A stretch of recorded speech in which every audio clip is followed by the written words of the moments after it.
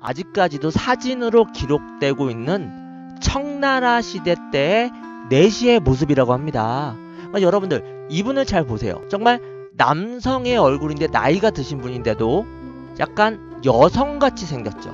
바로 내시 분이신데 나이를 드셔가지고 90세, 90세가 넘었던 모습이라고 해요. 정말 어떻게 보면 할머니 같죠. 근데 이분은 바로 남자, 그리고 내시입니다. 우리가 내시가 정말 손쉽게, 한마디로 그거 두 쪽만 자르면 내시가 쉽게 될 줄 알잖아요. 하지만요, 내시가 되는 것도 너무나 힘든 일이었다고 합니다. 이 역사 속에 이름을 남겼던 이 내시들, 과연 환관 제도는 어떻게 시작되었을까요? 최초의 환관 기록은요, 지금 사진에서 보이시는 것처럼 중국 상나라 갑골 문자에 표시되고 있습니다.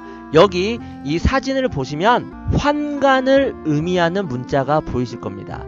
이게 바로 남자의 생식기를 상징하는 두 개의 고환과 성기를 그린 모습이에요. 근데 그 옆에 칼, 도자가 함께 새겨져 있어요. 한마디로 자른 남자다, 그게 없는 남자다, 이걸 표시를 하는 거죠. 중국 상나라 시대에 이 티베트 당족을 정복한 후에 남성 포로들을 거세의 환관으로 삼았던 것입니다. 전쟁의 포로들을 잡아가지고 거세를 해서 환관으로 만들었던 거예요. 그리고 이때가요, 기원전 1300여 년 그 전이었으니까 중국의 환관 역사는 3000년 이상을 거슬러 올라가는 셈입니다. 환관의 존재는요, 우리나라를 비롯해 중국, 베트남, 인도, 그리고 일본에서는 없었다고 해요. 이 일본을 제외하고 유라시아 문명 대부분에서 존재를 했고요. 페르시아, 이집트, 그리스, 로마까지 이렇게 서양에서도 있었다고 해요. 그 예를 들어서요, 여기 사진에서 보이시는 것처럼 중국의 명나라 때 환관의 수가 무려 10만 명이나 됐다고 해요. 그래서 이런 이유로 후세의 명나라의 정치판을 환관 정치라고 비판하기도 했다고 해요. 나중에 청나라 때는 와서는 뭐 500에서 600명으로도 줄어들었다고 합니다. 끔찍한 이 환관이 왜 생겼나 궁금하실 건데요. 전통시대 환관 제도가 운영되었던 곳들의 공통점을 찾는다면요, 바로 일부 다처제와 왕정 문명권이라는 것을 알 수가 있습니다. 이유는 이렇습니다. 여러분들, 왕은요, 많은 수의 후궁, 부인들을 거느리게 되잖아요. 근데 자연스럽게 궁에서 일하는 남자 신하들과 눈이 맞아 사통을 하게 되는 문제를 일으키게 됩니다. 여러분 생각을 해보세요. 남녀가 한 공간에서 자주 지내다 보면 자연스럽게 그렇고 그러한 일들이 생길 수밖에 없어요. 이러한 일들 때문에 왕은요, 남자 신하들이 자신의 여자, 후궁들을 건드리지 못하게 하기 위해 고자를 선발하여서 궁중 업무를 보게 한 것이고요. 이것이 바로 환관의 기원인 것입니다.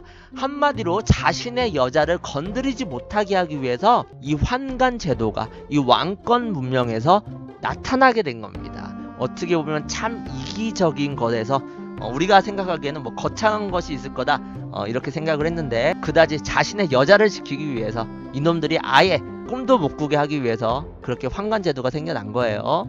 여러분들, 우리나라나 이렇게 왕권 국가는 일부 다처제였잖아요. 하지만요, 일본의 통치자 쇼군이라고 하죠. 이 쇼군은 일부 일처제를 기본으로 했다고 합니다.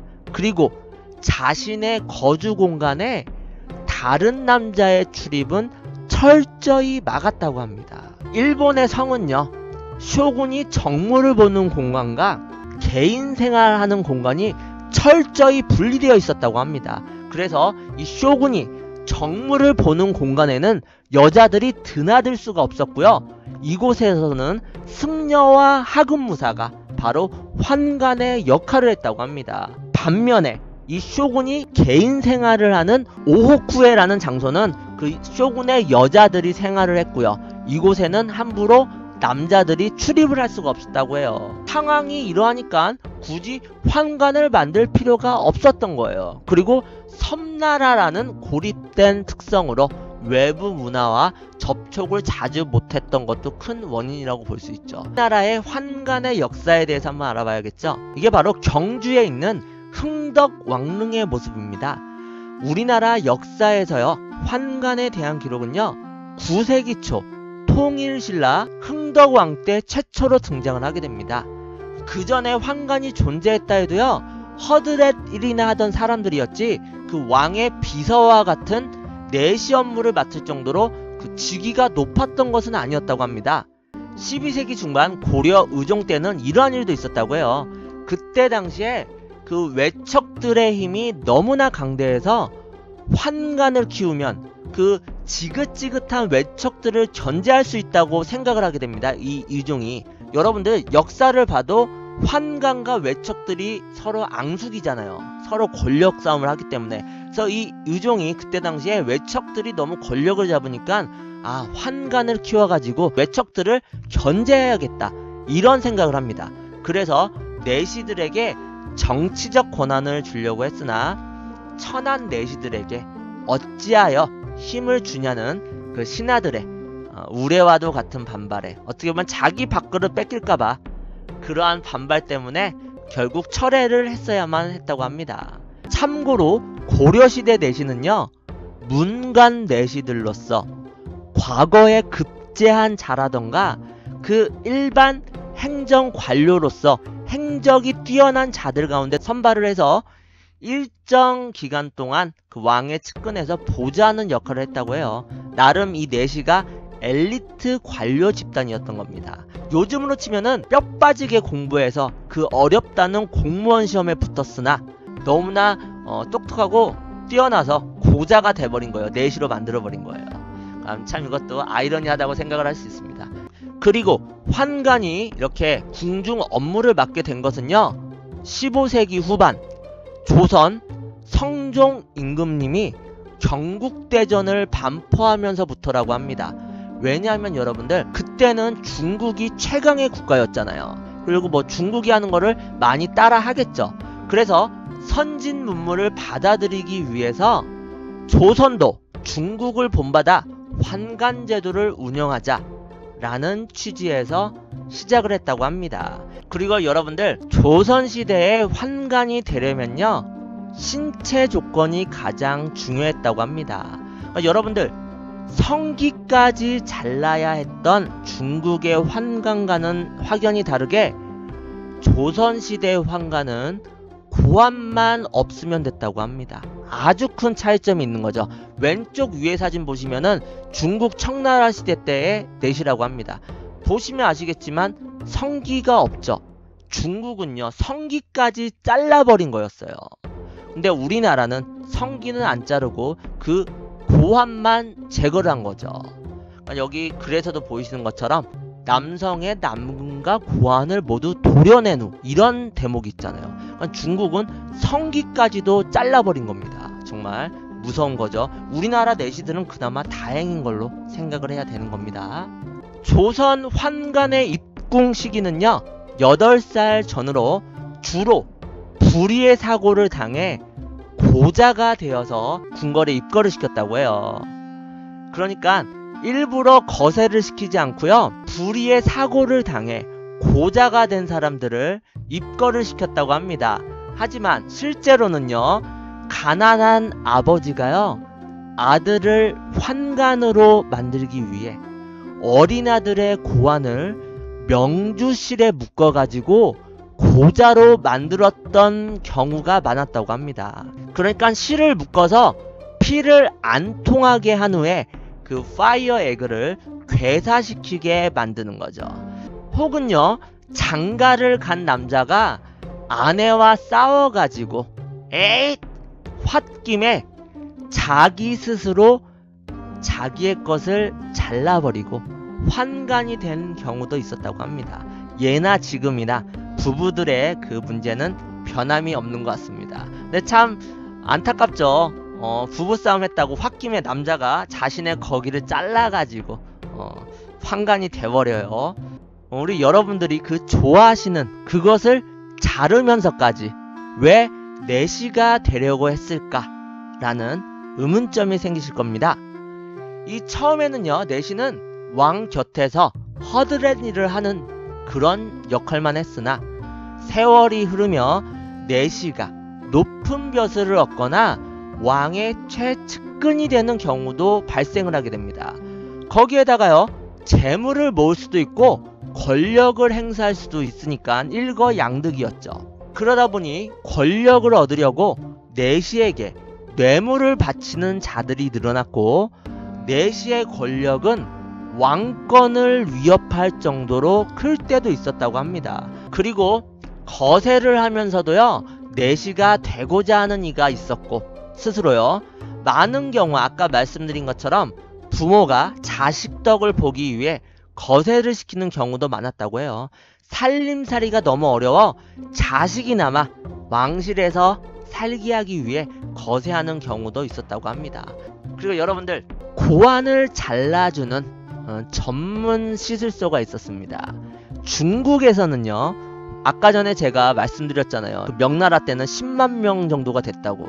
이렇게 중국에서는 환관의 인기가 많았기 때문에요, 고환을 잘라주는 전문 시술소가 있었고요, 꽤 성행했다고 합니다. 그리고 시술 성공률 역시 상당히 좋았다고 전해집니다.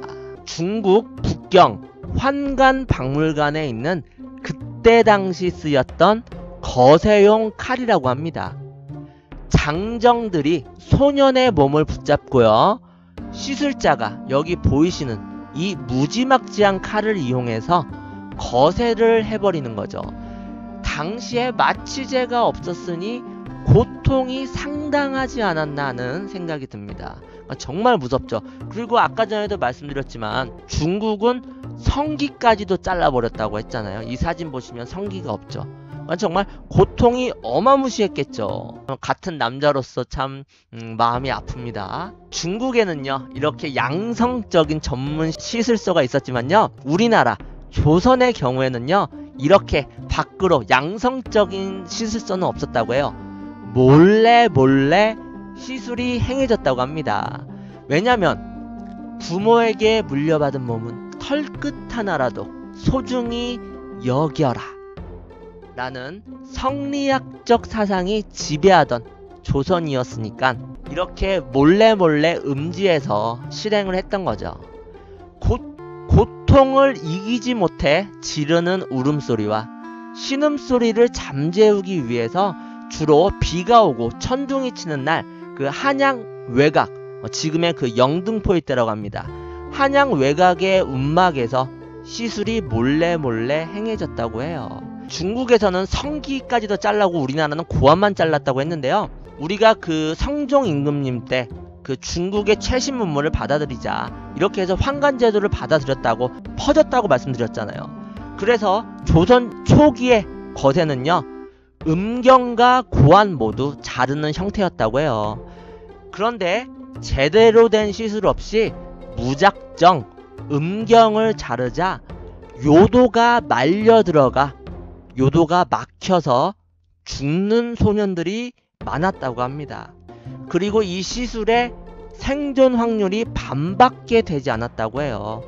그리고 나중에 체계적인 수술 방법이 나왔는데 이것도 참 웃깁니다. 요즘 상식으로 보면 고환과 음경을 모두 자른 후에 요도가 말려 들어가지 않게 하기 위해 쇠꼬챙이를 요도 깊숙이 꽂아 두었다고 합니다. 그리고 말려 들어가지 않을 만큼 상처가 아물면 그때서야 쇠꼬챙이를 뺐다고 합니다. 이때 소변이 뿜어져 나오면 수술이 성공한 것이고, 그렇지 않으면 대부분 얼마 지나지 않아서 죽었다고 합니다. 참 슬픈 얘기죠. 슬픈 얘기예요. 그리고 나중에는요, 고환만 잘라도 거세의 목적이 이루어지는 것을 알고요, 고환만 자르는 형태로 변경이 됩니다. 고환을 자르는 것은 칼로 자르는 경우도 있고요, 이렇게 여기 그림에서 보이시는 것처럼 줄로 오래 묶어두어서 썩게 만들어서 떼어내는 방법도 있었다고 합니다. 보통 후자가 고통이 적어서 주로 사용되었다고 합니다. 자, 여러분들 이렇게 대중 한번 알아봤는데요. 그럼 어떻게 How to be 내시가 되는 방법을 알아보겠습니다. 우리 여러분들이 면접 볼 때 뭐 스펙 준비해야 되고 면접서 내야 되잖아요. 그거랑 똑같습니다. 내시가 되는 것도 정말 어려워요. 그거 없이 평생 많은 여자에 묻혀 살기, 그거 있고 평생 여자 못 만나기, 당신의 선택은? 진짜 어려운 질문이네요. 그게 없는데 여자가 많아요. 근데 쓸 데가 없어. 하지만 그게 달려있는데 여자를 평생 못 만나. 이거 진짜 이거는 마음이 아픈 거네요.